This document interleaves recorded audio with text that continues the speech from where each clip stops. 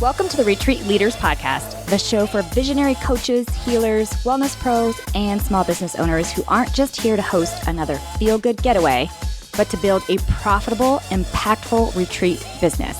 I'm your host, Shannon Jamail, retreat strategist, business mentor, and owner of a 46-acre retreat center. I've hosted over 100 retreats around the world, and I've made every mistake so you don't have to. Each week, we'll dive into the mindset, marketing, money, business, and mechanics behind sold-out, profitable retreats. Plus, hear from expert guests who are walking the talk. Whether you're planning your first retreat or scaling your 100th, you're in the right place. Welcome to the show.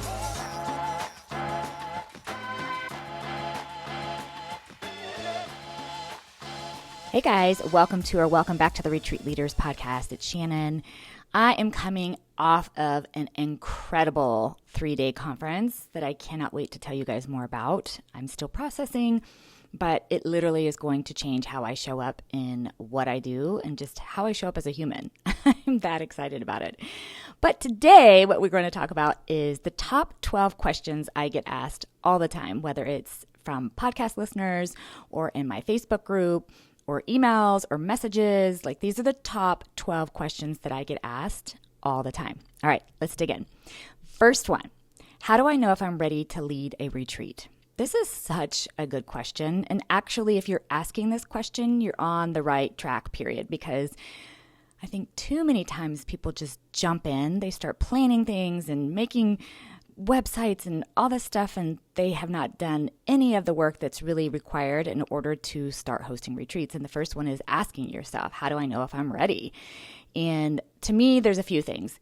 The first one is, do you have a clear purpose for the retreat? Not just a desire to travel or gather people, but like a clear purpose, a clear promise. What is the transformation? What is the guest going to experience and feel, and what's going to be different at the end of your retreat? Is it super clear?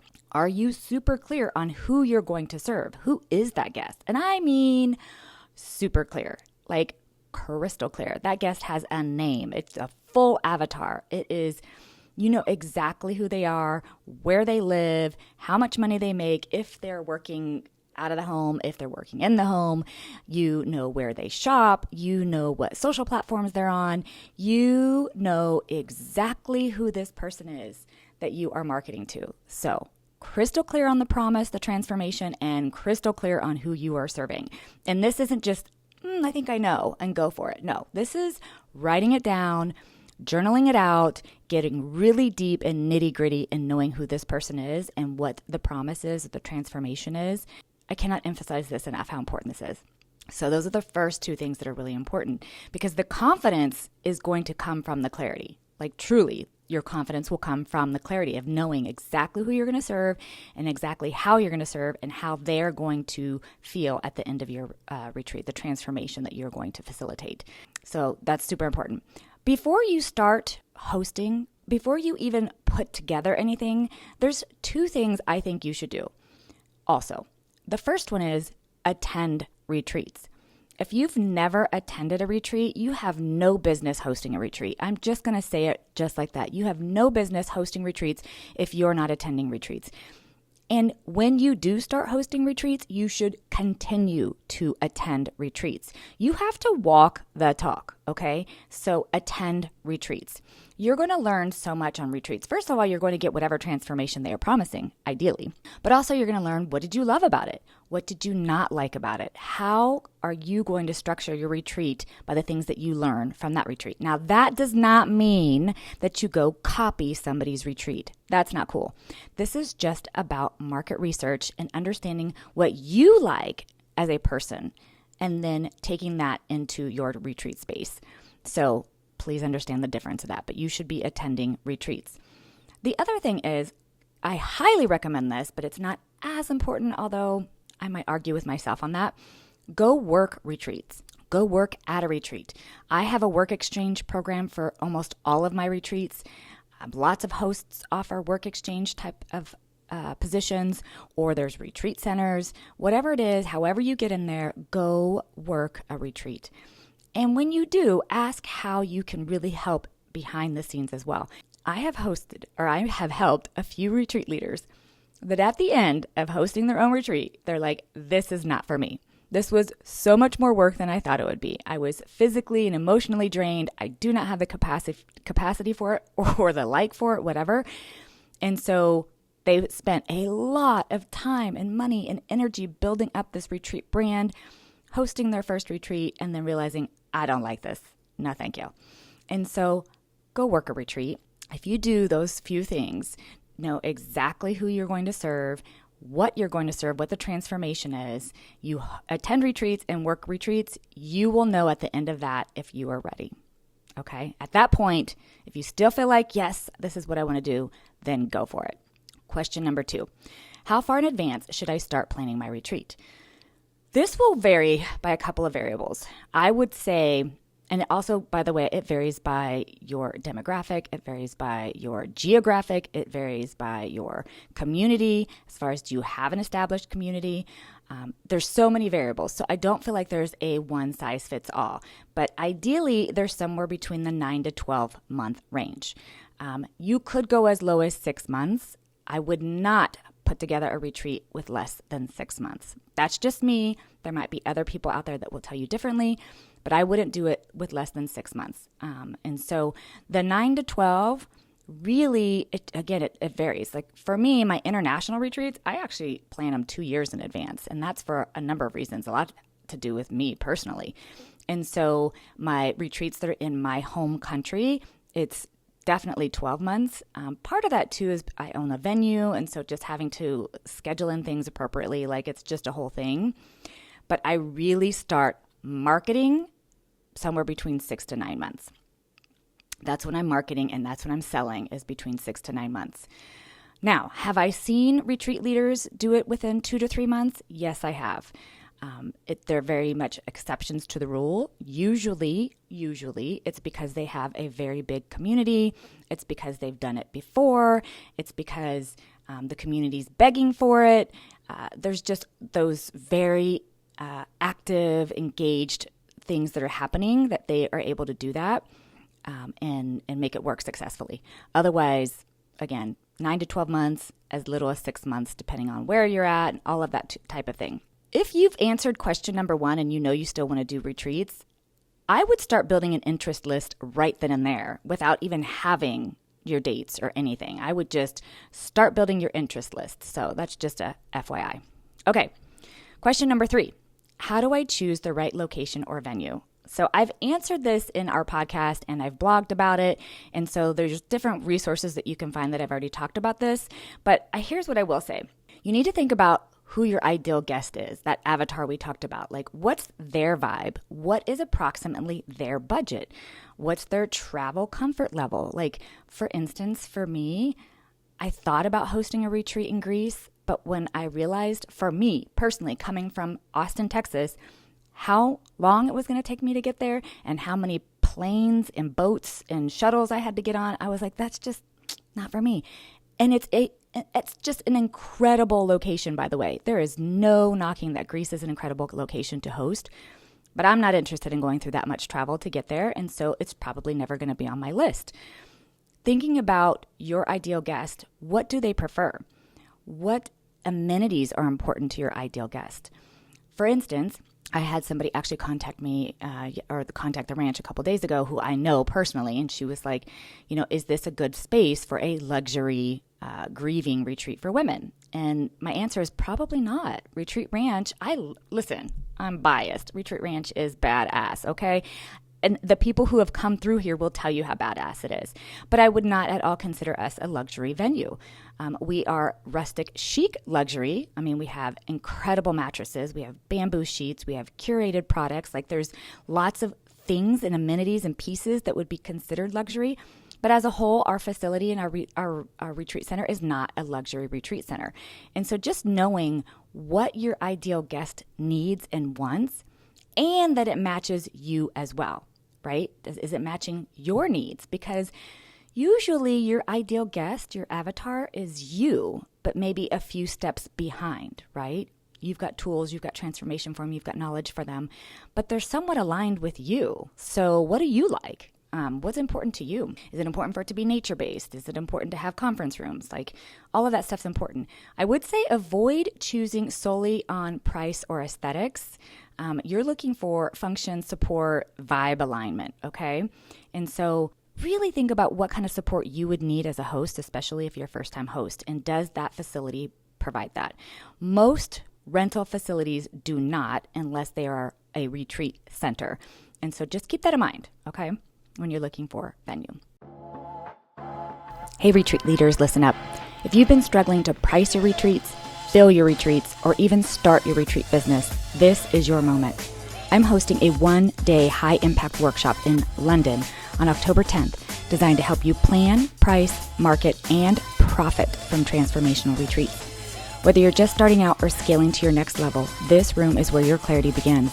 And you want to be in rooms that actually level up your business. By the way, it's a total business write-off. What better way to visit London and write it off for business? Grab your spot now at retreatproworkshop.com or click the links in the show notes. I'll see you in London. Next question. What's the right price to charge for my retreat, and how do I justify it? I get this all the time. So I really get it, especially at our venue. New hosts will say, what should I charge for this? And my answer is always, that's up to you. And here's why. I have had hosts come in my ranch and charge $10,000 per person for a 3-night stay that includes specific things. And I have had hosts come to the ranch and host a 3-night retreat and charge less than $1,000 per person. Let that sink in for a minute. And by the way, both were sold out. So it really, really depends. What are you promising? What is the transformation? My $10,000 a person retreat host is very niched, very specific, very exclusive. It's a very specific demographic, okay? So the more niched you get and the more specific you get and the more tools you're providing, the more that has value to it, okay? So it just depends. You do not, though, price it based on how much the venue costs, the food costs, the instructors cost. Like, that's all yes. As my friend Aaron Haig would say, that, reverse engineering pricing based on like your desired profit, expenses, value, etc. It's using math, right? But you don't just use math to add up those primary things. You've got to add in your profit. And what your profit is so much more than the time you spend at retreat. It's so much bigger than that. It is your experience, your education, like everything that makes you who you are, okay? So yes, use math, venue, food, all the expenses. And listen, y'all, there's so many more expenses than venue, food, and goodie bags. And like, there's so much to it. Are you adding your Canva cost? Are you adding credit card fees? Are you adding any marketing, your own travel fees, gas, parking, whatever it is? Like, there's so much more to it. So make sure you have a budget sheet, but use math, add in your profit, also add in what you would pay yourself at a retreat. That's part of the payroll. So you're kind of getting paid twice, but really not. So you're getting paid payroll for working the retreat, just like you would pay some other person who's like in charge, like a manager, right? Then you're also building in the profit. The profit is what goes back into the business typically, right? I love this. This is definitely straight from my friend Aaron Haig. I've never described it like this before, but it's described perfectly that way. And so there's so much that gets put into that price of the retreat. You really have to sit down, do the math, put it on a spreadsheet, map it out exactly, and then the numbers don't lie. And then you get an idea of what you should charge at that point. And here's what I'll also say. We get a lot of retreat leaders who are like, well, when they're sharing a bed, shouldn't it be half cost? No, it shouldn't. Could there be a small discount because they share a bed? Yes, but all the other costs are the same per person, right? And so don't get confused in that. But here's at the end of the day what really needs to happen. You price with confidence. You need to be so confident in what you're offering and the transformation you're promising and the experience you're promising that you feel good when you say, my retreat is $6,000 or $2,000 or $20,000. Like whatever it is, you need to feel so good. And if it doesn't excite you at that rate that you have, then it's too low. It's too low. It needs to excite you. You need to be like, yes, I am so excited to do this retreat. I'm so excited to serve the people that show up here. I cannot wait to take them through this experience and this transformation, because profit and money has an energetic exchange too. So you need to be excited. Hopefully that helps a little bit. All right, next question. How do I market my retreat without sounding salesy? My husband would say sales is a noble job, damn it, and it is. There's just such a stigma around sales, but here's the truth. If you're not selling, you are not going to get the maximum return in your business. You cannot rely on marketing alone. By the way, they're two different things, okay? You need to be selling. Marketing is attracting, selling is closing, okay? When it comes to selling, you sell with a story, the value, the transformation, not 3 nights in a luxury hotel, yoga every day, chef prepared meals. That's not it, y'all. That's not it. What's the story? What's the value? What's the transformation? And you use a combination of social proof, behind the scenes, all that stuff. But here's the real thing. You need to ask for the sell. I know. But let's imagine you've put together this incredible experience, and a client that you've worked with in some other capacity, maybe coaching or something, somebody that you know if they went on this retreat, it would change their life. Like you feel that. Call them. Send them a video message, send them a voice memo, and say, hey, Shannon, I just created this retreat that I'm so excited about, and you came to mind, and I think you would get so much value out of it. Can I share some details or set up a call to talk to you about it? That's selling. You send out a newsletter. People click on the link to find out information about your retreat. You reach out to each person that clicked on the link. That's selling. So, if you're not selling and you're only marketing, you are missing a ton of opportunity. I'll just leave it at that. Okay, next one.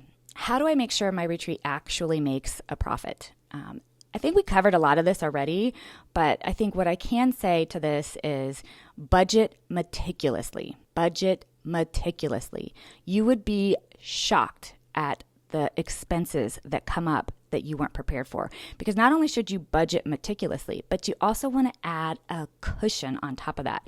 One of the members in my retreat leader membership program was asking the other day about what they should do with food costs, because the retreat is in a year from now, but the prices that they're getting today may not be the exact food cost, right? And I'm like, you're right. There should be a cushion. The only thing that's completely locked in, it should be completely locked in, is your venue, because that's contracted. Now, if you've contracted with a chef and they have put their own cushion into their prices because food, let's just be honest, food has been skyrocketing all over the place, then you have a contracted price in there. But usually in a chef's contract, it will have some wiggle room because the cost of goods could change. So budget, and then add a cushion. That's super important. The other thing that you can do and consider is, what are you going to sell at your retreat? Like, how are you going to continue this work that you're doing, and how can you bring it into your business? Are you going to offer a coaching program, a mastermind program? Are you going to offer products themselves? Like, what could you offer on your retreat that continues this relationship? Are you ready to sell your next retreat on this retreat? Let me tell you something. When we are there at the retreat, like, okay, an example, this conference that I just left, I'm like, how can I sign up for the next one right now? Like, I want to sign up for the next one right now. So when they are there at your retreat, feeling these amazing vibes, they're so just transformed, ideally. That's when you can offer them how to continue the relationship and add more profit into your business as well. It is a double serving stone, y'all, because yes, you are building more profit, you're building more business by offering this, and it's not dirty and it's not yucky, because they are also going to get something incredible out of it. So sell on your retreats. Hey guys, I'm cutting in real quick to ask a favor. Will you please share this show with someone who you think could benefit from it? That really helps us to get amazing guests on the show. Also, if you haven't already, subscribe and leave us a review, please. It really helps us to continue to grow for you. Okay. Next question. What contracts or legal protections do I need in place? So this, I've definitely have at least 2 podcasts that have been recorded about this. I'm not going to spend much time on this. At the end of the day, you have to have clear agreements with your venue and any contractors that you work with. You have to have participant waivers. You have to have cancellation policies. You have to have terms of service. You have to have insurance. So these are just the basics, okay? And there's so much more detail on those things in some other podcasts as well as my blog. Okay, next question. What happens if I don't sell enough spots? Do I cancel, pivot, push harder? Ooh, this is yummy. So here's what I will offer. Erin Haig has a great course out there. And yes, me and Erin, I just adore her and the work that she does, which is why I talk about her and her products and her services, because I believe in them. And so she has a retreat resuscitation masterclass, I believe. So go look that up, or I will have it linked in the show notes. It is awesome. But the first thing I will tell you is don't panic. Assess your timing. Are you too early or are you too quiet? Here's something that I see all the time. I actually just experienced a retreat host who has a very big social following and really just assumed that her social following would fill her retreat. And she canceled on us at the venue because it didn't fill. And when I look back, I think in a 3-4 month period, she mentioned it 3 times. And on top of that, we gave leads to her because we get leads through our website all the time. And we would find out from the leads that she wouldn't call them for 3 or 4 days, and we'd have to remind her to call them. So, are you too quiet? Are you visible enough? Are you working on your retreat every single day with excitement, with confidence, so that is felt through everything that you do? So, I'm just going to leave it at that because I feel like you have to answer those questions before you make any other decisions. You can't make a decision to cancel or pivot or whatever if you're not even showing up and being consistent. I can tell you this. I've not seen yet a host who shows up daily with joy and excitement about their retreat and not get the response or the signups that they wanted. I haven't. Not ever. So that's what you really need to ask yourself. Okay. Next question. How can I stand out in a saturated retreat market? Ooh, yes. So you all know I've been doing this for almost 15 years. I joke around with some of the OGs that when I was doing it, I literally could spend like $50 on Facebook because that's all there was Facebook. And there was a couple of platforms, Book Retreats and bookyogaretreats.com, that were at that time worked really great. And it was like bam, bam, bam. Easy. It's not like that today. Okay. There are a lot more hosts out there, and I'm glad of that. And I want you to be successful. That's why I do a podcast for free, is to help retreat leaders be successful. But now, especially more than ever, you have to stand out by being specific. You have to niche down. You have to know exactly who you're going to serve in a very specific niche. You cannot just put out a women's wellness retreat. Not unless you're only selling to your community and your studio or your people only.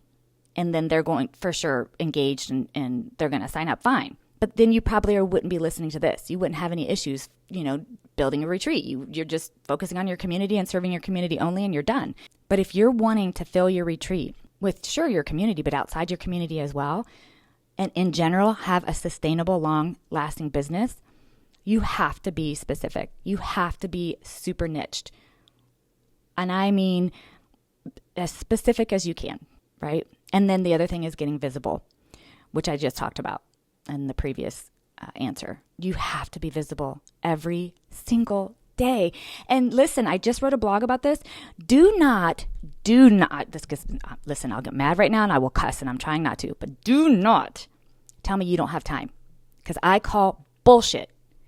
Look at your phone and look at your screen time on there. How often or how much screen time usage you were on your phone, and then tell me you don't have time. Bullshit. You have time to show up every day. It takes 15, 20 minutes to show up every day and market and sell every day. So you need to be specific and you need to get visible and be consistent. Okay? Very passionate about this, you guys. All right, next one. Should I co-lead with someone or go solo? Okay, so I have like mixed thoughts on this, especially because I've done both. Obviously, I don't co-host anymore, really. So here, let's just talk about it. Co-hosts and co-leads can be amazing, or they could be a disaster, just being honest. You really need to pick someone who complements your energy and your audience. And I can't stress this enough. You have to have super clear roles, responsibilities, income splits, everything. How it would end if it had to end, like everything you can think of in writing. And honestly, you need to have a lawyer write it up. And this means even if it's your best friend. I cannot tell you how important this is. I cannot tell you. And in my opinion, only really co-lead with someone if you feel like it enhances the experience for guests and simplifies things for you. If it doesn't do those two things, both, do it on your own. I'm just going to leave it at that. And my members, they know all the ins and outs, and you get lots and lots of support in that area, but they can be amazing or they could be disastrous, and you really have to put some things in place to make it work right. So, okay, how do I handle unexpected issues on retreat, like weather, illness, etc., without losing my mind? Plan for B and then C and D. You always want to have a contingency plan in place, especially when it comes to activities. If they're outdoor activities, I don't even care where you are. You still have to plan for plan B when it comes to those types of things. But here's the real thing. The first thing is to stay calm. Like whatever is happening, stay calm. I have had guests fight with each other. I've had a guest pull a knife on my chef. I have had guests get way, way intoxicated that we've had to physically move them. I had a guest, actually a teacher, get arrested for a DUI and disappeared from the ranch. I have had so many things. I have had someone have a complete anxiety attack after they did a cold plunge. I have had all kinds of things happen on retreats. They are going to happen. They're going to happen. And you need to be calm, kind, and honest. Like you don't want to hide that something has happened. You don't want to hide, that something went wrong. And you want to be super clear. Hey guys, it's supposed to rain tomorrow. We were supposed to have this incredible outdoor activity, but we're going to pivot, just kind of like in life. In life, we plan for one thing and something else happens. So this is a great time to practice. How do we pivot? And so being calm, kind, honest, and try your best to plan for all these different things. If someone gets sick on your retreat, what are your resources? Where's the nearest urgent care? Where's the nearest hospital? Is there a doctor that can come to the site? Just plan. Try to walk through all the different things that could go wrong. You won't walk through all of them. Nobody walks through when a guest pulls a knife on your chef. Like you can't walk through all of them. You do the best you can, staying calm and kind, and you learn from it, because that's really what happens, and you get stronger from it. So there you go. Okay, last one. How do I keep the momentum going after the retreat ends? This is awesome. This is great. Some of it is what I've already offered, where you could sell some continuing programs at your retreat, which I think is just absolutely fabulous, right?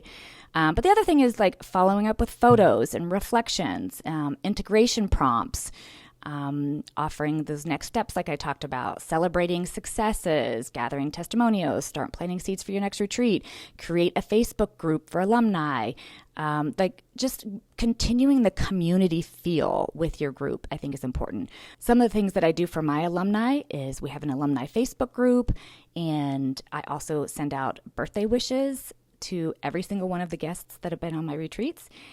We have an alumni-only retreat every couple of years. I'm constantly engaging in the Facebook group because I genuinely want to be engaged with the community. And so just finding ways to stay engaged with your community. How can you continue to serve them? What other programs and options do you have for them, and retreats you might have in the future? So, all right, guys, if this was helpful, please let me know. Also, would you please share the show, either whether it's on YouTube or on your favorite podcast app? Will you share it with somebody else who you think might benefit from this? And if you haven't, please go leave us a review and subscribe. It really, really means the world to me. I so appreciate each and every one of you guys. Thanks so much. Thanks for tuning in to the Retreat Leaders Podcast. If you love this episode, please make sure to subscribe, leave a review, and share it with your retreat besties. Want more support? Grab free resources at theretreatleadersplaybook.com. Until next time, lead boldly, serve deeply, and retreat profitably.